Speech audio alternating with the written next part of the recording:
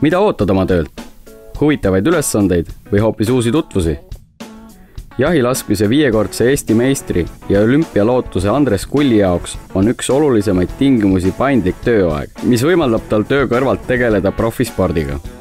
Jahilaskmisega kui spordialaga ma olen tegelenud juba üle 30 aasta, et see on üpris pikk aeg, et sellest alast nagu suhteliselt palju ja kõike teada.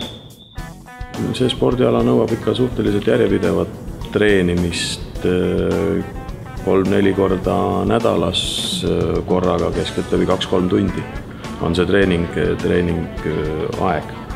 Lisaks sellele veel muud treeningud, mis kaasas käivad selle spordiala.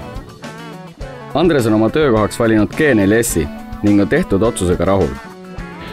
Töötamist ja profisporti on võimalus ühildada, kui tööandja pakub paindlikku graafikut ja täna G4S seda kindlasti pakub, selle võrra on see kergem.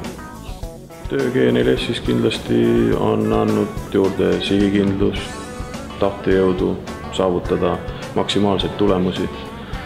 Seda on ka kindlasti spordis vaja.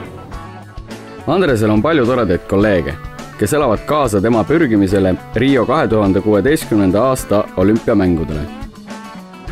Minu saavutustesse kolleegid suhtuvad ühelt poolt väga mõistvalt, patsutavad õlale, küsivad, kuidas läheb, teiselt poolt. G4S on minu üks kõige suuremaid toetajaid sportlikul teel. G4S-is töötavad väga toredad inimesed, kes on väga meeldivad kolleegid, samas korraldatakse hästi palju firmaüritusi, erinevaid sportlikke üritusi.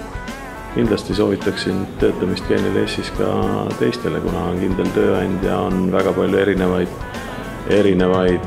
karjäärivõimalusi ja on väga mitmekesine töö.